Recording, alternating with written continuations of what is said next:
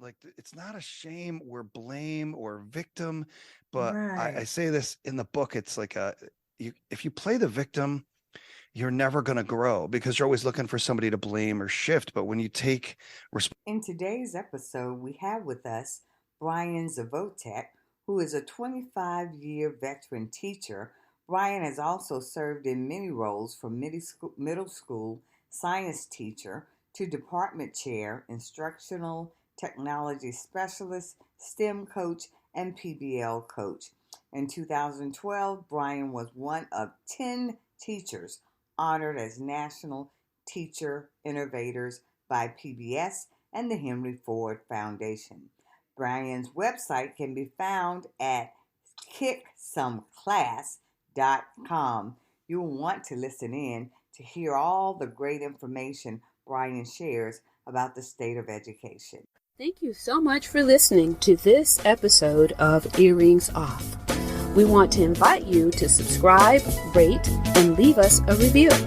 You can find us on Facebook at Earrings Off Podcast and on Instagram at The Earrings Off Podcast. Welcome to Earrings Off. I'm Lou. And I'm Teresa.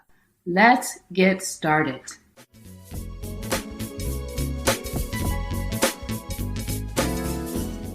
Well, hello. We have with us today Bryan Zevotek. We are excited to have Bryan here on Earrings Off. Welcome, Bryan. Oh, thanks so much for having me. I'm excited to be here. Oh, okay. Well, great. So Bryan, what is the story behind the book, Recalculating? Well, I think a lot of people had this experience in their car with the GPS before we had them, handheld on our phones, that if you took a wrong turn and got off track, it would say, recalculating. And I don't know if anybody else read into that statement, but for me, there was always like that, you dummy, like it never said that in my car, but that might have been how I felt. And I would say it's interesting that shame kind of attaches to us when we get off track. And so really that metaphor of recalculating was for me where I found myself in burnout as an educator. And it was that my life needed to recalculate. And I think so many people in a lot of professions are going through burnout and maybe don't even realize it, which is tragedy number one. And then once they do realize it, it's that it doesn't matter so much how you got there. It's all about figuring out that destination and then recalculating a path to get there. And for me, yes, I had gotten off track, but it was also that the destination shifted. And when I say I'd gotten off track, I was not happy. I was not healthy. I was not using my downtime to really honor my family the way that I really wanted to. And what brought it to a head for me is, my wife and I were married 17 years, didn't think we could have kids. And now I have an almost 5-year-old. So that miracle blessing, thank you. Yeah. It kicked me in the pants, it woke me up that this, she needs a dad who is fully available, capable in my, I call it my mid-20s for the second time. I'm 48. And so I'm like, man, I am old dad. And I want to wear that as a badge of honor in every way and not as a weakness. And so like my weight had been the highest ever, I had some health issues. And so it's like, all those things kind of came together for me to say, I got to do something different. And then as that led pretty much right into COVID. And so when COVID hit, it was like, I knew a lot of my colleagues were reeling from this thrown into this new way of teaching, and it didn't have the same connection with kids, and it had a heavier workload and had to learn tech, and I knew that people were burning out. And of course the headlines were telling us all over the place, healthcare and anybody who worked in a human industry was burning out. And so I decided that everything I had learned, it was time to share that. And so I just started thinking of the process that I had gone through. And I used the GPS as, like I had my first GPS way back in the day, and it had 12 satellites. And I thought, if I think about it, there's probably 12 things that it wasn't just one or two. It was my diet, it was my exercise, it was sleep, it was managing my mindset. I mean, it was really this broad spectrum of a holistic approach to health, happiness, goal setting, family, values, whatever, you name it. If you take time to sit back and to just reflect on life, it's not going to be a one track. It's going to be a bunch of things that really locate where your life is. And that metaphor of the, the GPS banging on 12 different satellites to locate me really, really specifically is kind of the metaphor I carried into the book. So I just felt like I had grown through that process and I didn't want to see anybody else suffer. Wow, that is a wonderful analogy, recalculating, because certainly you can understand that how we can get off course. But Bryan, it's when you realize you're off course and you know some changes need to be made, that's a little scary. Oh, yeah. But I think until you come to the point of letting go of the why question, like if you're familiar with Carol Dweck's work on the growth mindset, I really hit me that word why is so it's an attacking, almost shame-based question when used in that context. I'm not saying we should never ask anybody why, but we say, oh, like to my daughter, I'll catch myself, why did you do that? I'm like, well, it doesn't matter. Maybe help me understand what you were trying to achieve is a better way of drawing her out, so I think once you get over that initial, how did I get here? Like it's not a shame or blame or victim, but I Right. say this in the book. It's like if you play the victim, you're never going to grow because you're always looking for somebody to blame or shift. But when you take responsibility and That's become the true. hero of your own story, right? Yeah. Then it's like it's forward. Yeah. I may want to understand the path later, but now I need to progress forward. Oh, wow. That's good Yeah. stuff. Yeah. I love the idea of recalculating. Thank you for that. Oh, So absolutely. I want to shift a little bit though and talk about education. Mm. So what does your crystal ball reveal for the future of education? Man, this is changing all the time now. And Mhm. so we'd chatted off air a little bit about Yeah. the connection with computer science. And I've always been a tech nerd, and I call it the bleeding edge of technology because you got to be willing to take some wounds when you're willing to try new things. And that's always been kind of on my radar. But I think AI Mm, is really going to bring some growth pains in education if we're not willing to accept and learn and partner with things like that. I think COVID showed us that we can teach online and we can replace some things. I say that very carefully. The yeah. things that the things that lead a student to be autonomous and competent are awesome, but connected and valued and seen, you cannot replace that with a screen, and Right. that was glaring, right? And so Mhm. I would say that I feel like we're at this point where every kid could have an individualized path that is targeted exactly at their needs and their affinities, knowing that those are both Mhm. shifting sand. But you every kid needs a touch point outside of the home for somebody that sees them, that values them, that communicates that.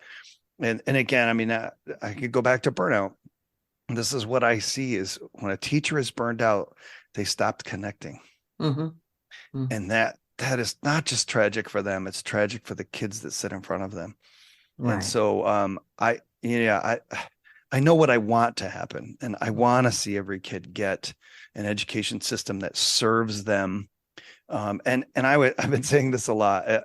I used to think of parents as supporting me, and then I realized that no, I'm on your team. Mhm. And that shift really changed the way I looked at parents and changed the way I looked at students and said, I'm not here to change the values that you are trying to instill in your child. I'm here to support them. Mhm. And I think, that's what I want to see. I want to see kids find an education system that supports, that they get to determine, right, what values it supports, what path they want to achieve, somebody that ever broadens that scope of what they believe is possible. Now, I think AI helps us do that, but and online learning certainly can, if you could learn from anyone, just like we're doing right now, right? You could learn from and have conversations with anybody around the world in real time. That's incredibly valuable. But they've got to have somebody with skin and bones right in front of them to look them in the eye in the challenging times, and to say you're better than this, or to say, you know what I mean? It's just that I feel like that's you can hear my tension. It's like, I want technology to be able to do that. I know it can't. So how do we get the most out of what technology can do, but still have a human there that is rested and empathetic and, available and all those good things. Okay. Yeah, I hear you on that. I just read an article.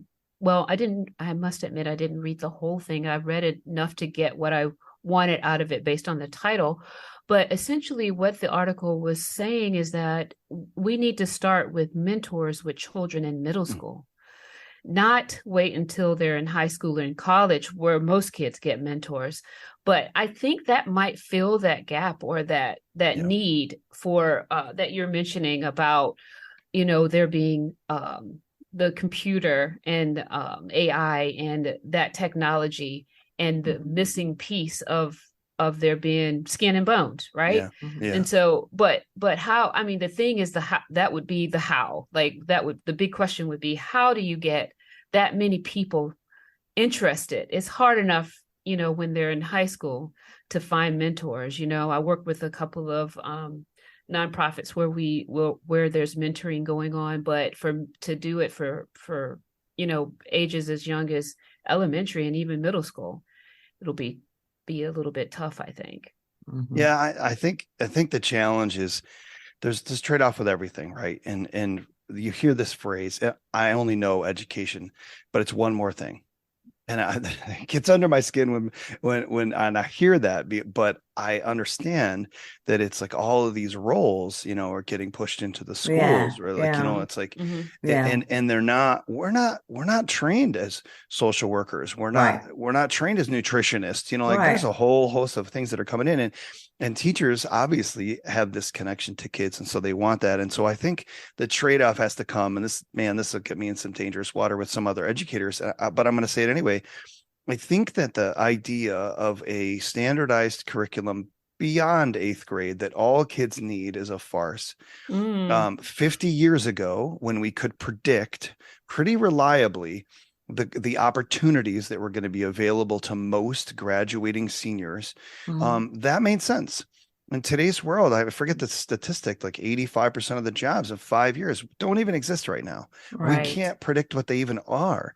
So I believe you're 100% on the mark, that mentors, they don't have to be in the school, that we could get business and industry mentors that could show kids, like our school did a thing called New Visions, where the kids do their whole senior year in a hospital, and they take their classes from the doctors, and they work, doing rounds like a residency. Wow. And I think we can start doing things like that in middle school. This year, I've been pitching for about 5 years, instead of study halls, electives.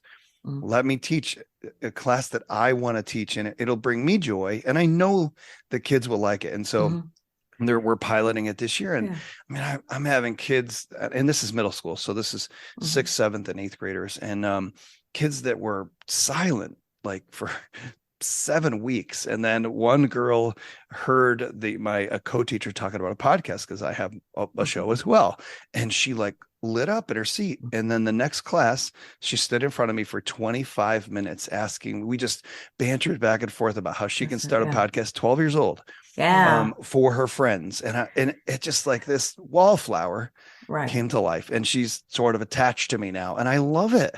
Yeah. But they need that.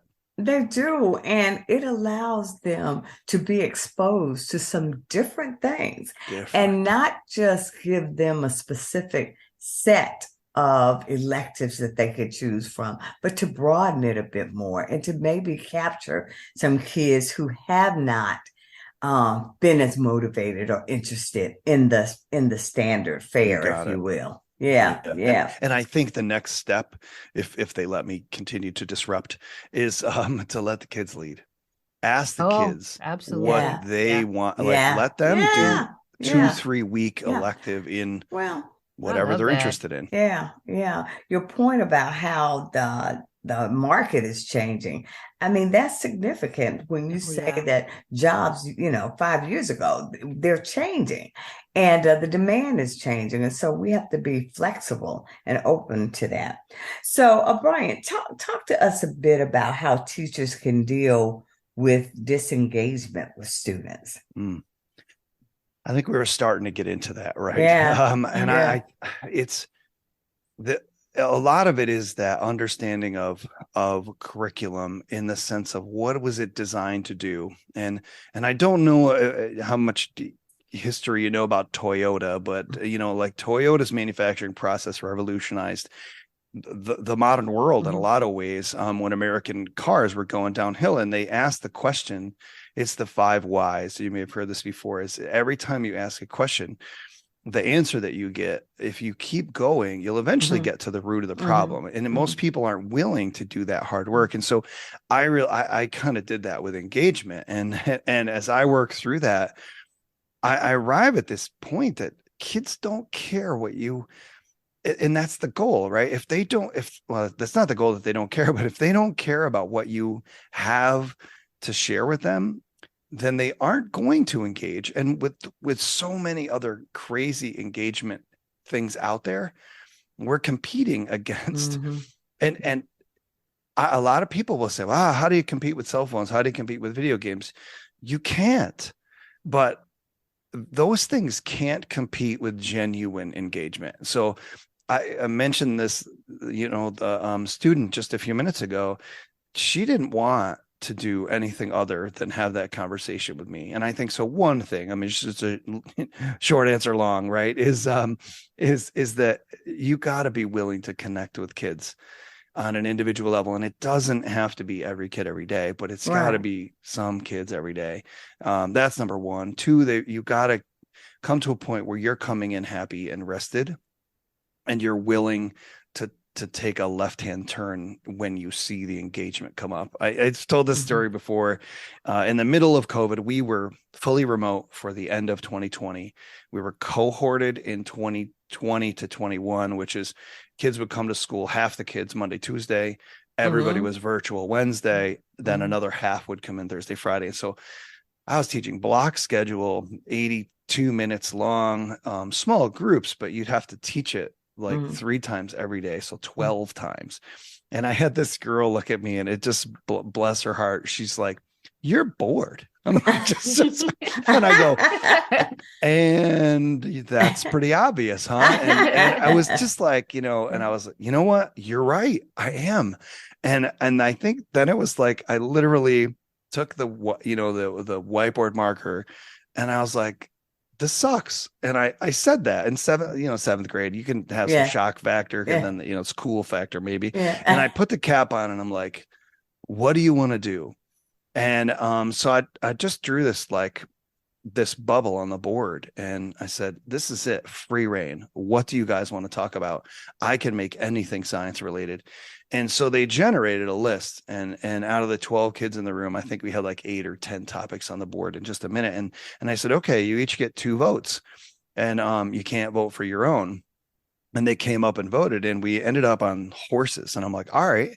So and I'm up for a challenge, right? I said, "So what are the questions we could ask?" And it just, you can imagine now the kids there's this mystery, like where are we going? And another thing I did, which is a little bit theatrical, but it was fun, is I went over and I like checked the hall and closed the door as if I was doing something wrong. I knew I wasn't, but that moment they were Yeah. like, "Ooh," Oh, yeah, they like that. that's Yeah, so yeah, fun, but yeah. I think that one, there was a personal connection, and two, I was willing to let them lead. Looking back on it in hindsight, I Mhm. was giving control.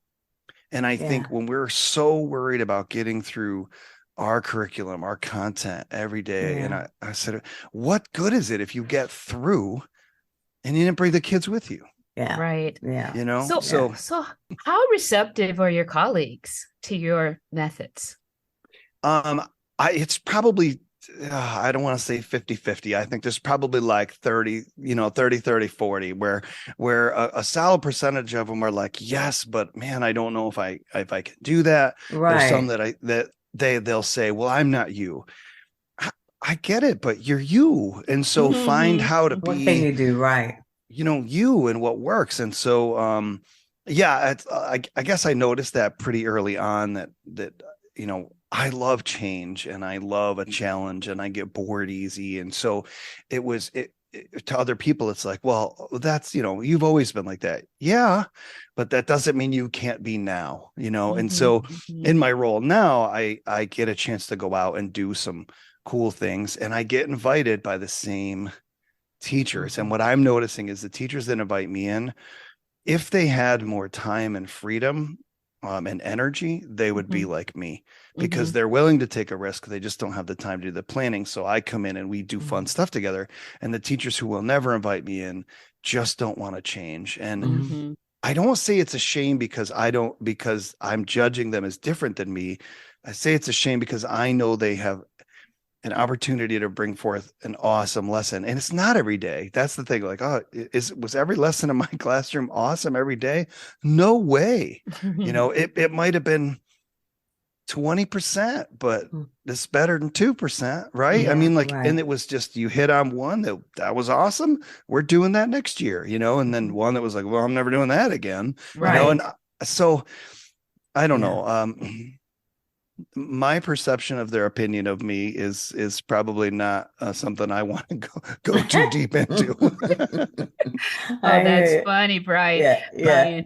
Okay, so Yeah. tell me this. You talked about AI, and you like in tech. So what are a few of your indispensable tech tools Ooh. and why? So when I was in the classroom full on all day, Yeah. there's a couple that most educators will know. Like Pear Deck was really amazing. It just gave the kids had this connection. If you use a slide presentation to organize questions or feedback, I really enjoyed that because it gave me their answers and I could provide feedback. I thought that was one that was really good.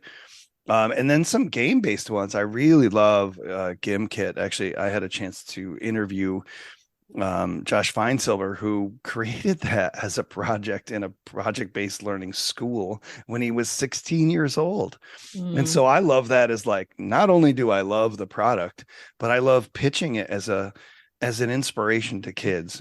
Those are two. I'm actually going to be presenting about AI in 2 days to the faculty in the middle school, and I'm intrigued by what it can do. In that, um, I'm just trying to flip it around, and it's one of those, like, you don't know what you don't know. So I Right. didn't even know what to ask. This is cool, but what do I ask? And so I was like, how can teachers engage parents? And it spit out some stuff, and there was something in there that I was like, well, wait a minute. What are the fears of parents for children in school? And that spit out a list. And each time I kept getting this tangent. And so, and it was like high achieving. Oh, what are the fears? What are the worries? What are the concerns of parents with high achieving, with low achieving? And every time it gave me this roundabout way of changing my view of what, you put it's empathy, Right. right? You're putting Right. yourself in their shoes and saying, wow, I could partner with parents very differently. And then, Right. and then I started getting crazy. Like, hey, write me 5 emails to parents that are empathetic and express my concern for their child in my class, right? And it did.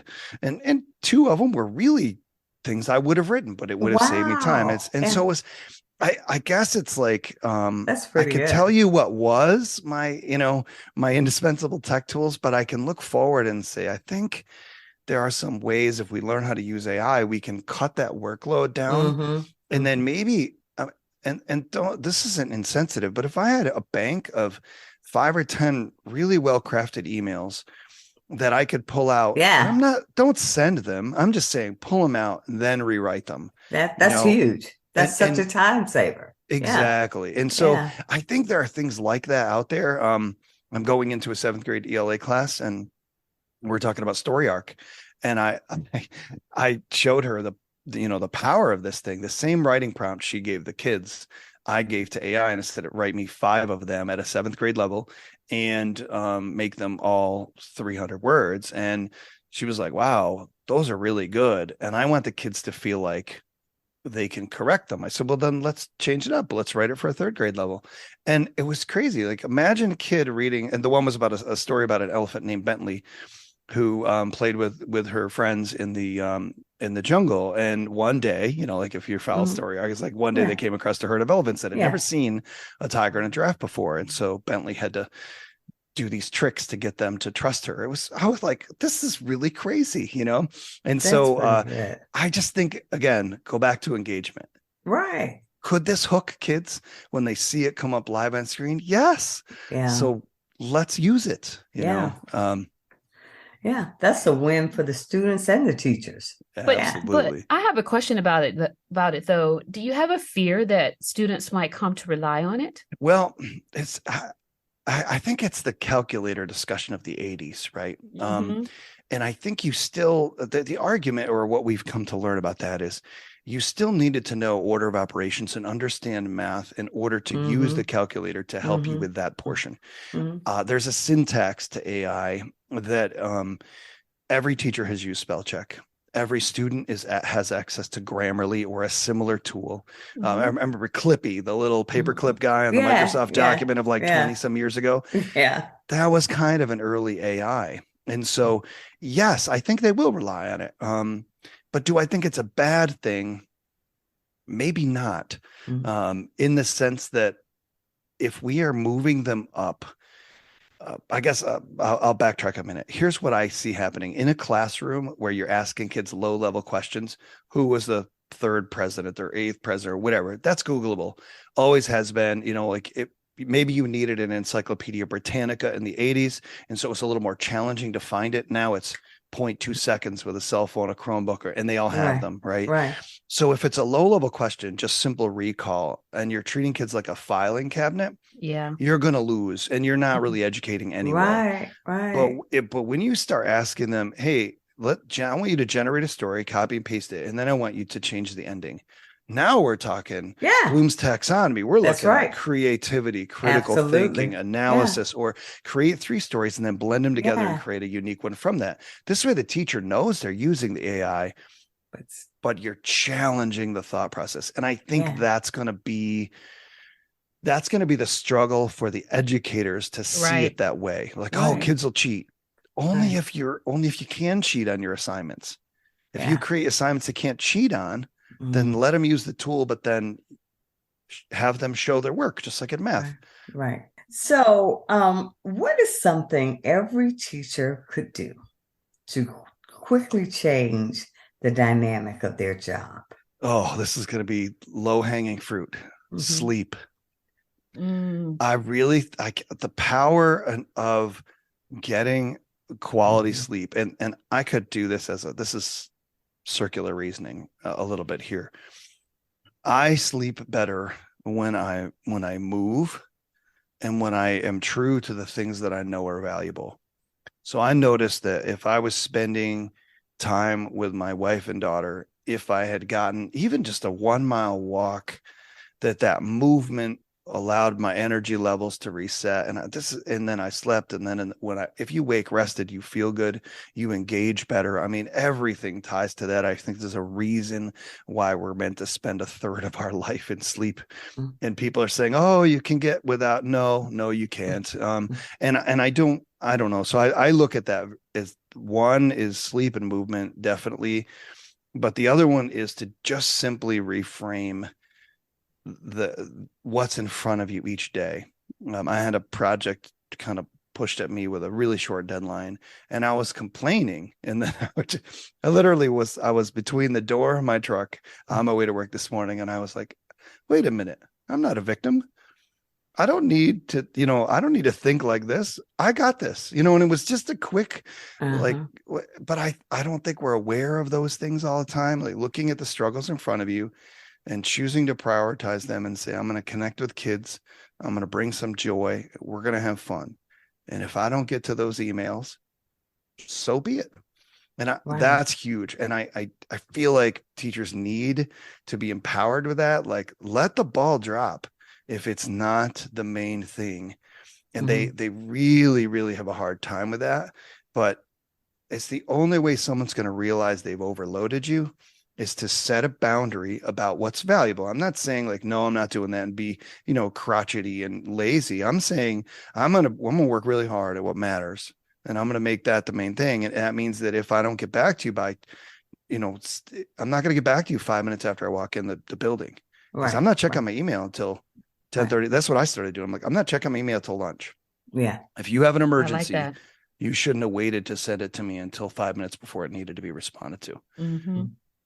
Mm-hmm. Yeah. Okay. I like that. Yeah. Yeah. So what are the biggest lessons you've learned from your different roles in education? One you hit on earlier is not everybody's like me, and it's okay. And I think getting to move around, when I worked in instructional technology support, I got to see a lot of teachers that were struggling with technology. And I guess I had just assumed everybody was good.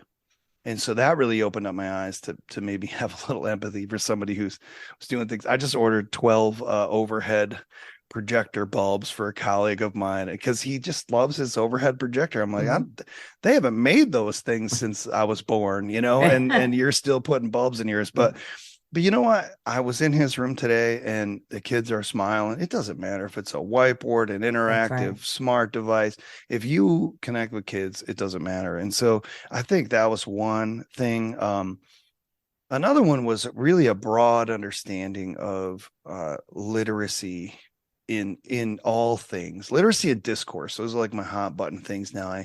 I'm noticing that in an ELA class, this goes back to the AI story. The goal is a conversation.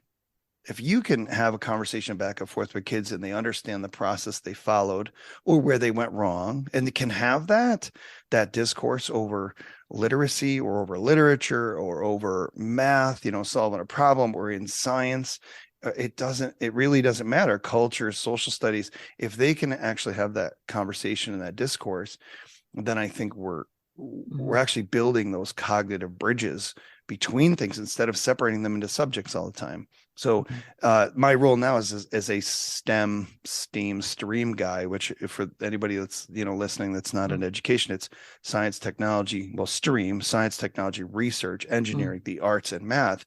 And so essentially we're saying we don't learn in isolation. Right. And math makes the most sense when you can concretely tie it to maybe a cheetah running in front of you. That's math. And it's tangible and it's easy to understand. When you strip it of that and you put it on paper in a classroom that only teaches math and doesn't show it to you, you lose it. And the same is true for history and civics and literacy. It's like you've got to be able to grab onto it or to see it. And so that's the one thing I love about the tie-in there with and even computer science. Like we had a video game design in Scratch coding. And the things the kids did were just insane, like creative storytelling, and they're animating, and it just blew me away. But every kid had to animate and move their character in a coordinate plane. So one day we stopped. We're like, dude, this is math. And the kids are like, no, it is, and so it was like, wow. And they're hooked, so that's a huge lesson for me is I was never a science teacher. And this is huge for every teacher or friend of a teacher that's listening is don't teach your subject to teach kids. And when you look at it from that lens, then it doesn't matter nobody owns a subject. You can help them understand when they're in front of you. Right. Wow. Well, Bryan, those are all of the questions we have for you today. Thank you so much for joining us. Please, I wanted to ask you if you have any parting words for our audience, and please be sure to let them know how to get in touch with you. Yeah, so you can find me at Bald Sai. and you could draw your own conclusions if you know a listening audience can't see that, but and I'm mostly on Twitter, but I do have a YouTube channel. I have my own podcast called Kick Some Class. Try to be a little edgy there. Kicksomeclass.com. I like that. Yeah. And my parting words, I found and put this in my email signature. It's a quote by Howard Thurman, and I'm going to read it even though I have it memorized. This is, don't ask yourself what the world needs, but ask yourself what makes you come alive, and go do that, because what the world needs is people who've come alive. And I think sometimes this life is so fast and it's so distractible, and we have the pings and dings and buzzes. Like, shut it all off and find a place, in nature, in your home, whatever it is, and really think about what makes you come alive. And doesn't mean that you have to do that for money, but you have to do that for you. And I think out of that will be a natural overflow, blessing other people. And I don't believe that you ever go through life doing something that brings you joy and blesses another person without being rewarded for it. So, that would be it. All right. Well, again, Bryan, thank you so much for joining us here today at our Earrings Off. You certainly imparted a lot of wonderful information that Teresa and I benefited from, and we're sure our audience will benefit from as well. So again, thanks for joining us, and we wish you the very best. Well, thanks for having me.